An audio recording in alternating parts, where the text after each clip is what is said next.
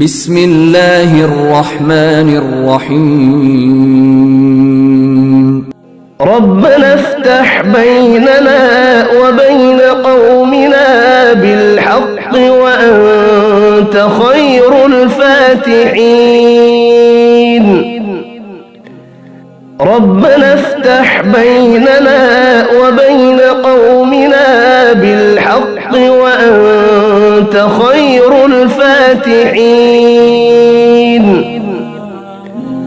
ربنا افتح بيننا وبين قومنا بالحق وأنت خير الفاتحين.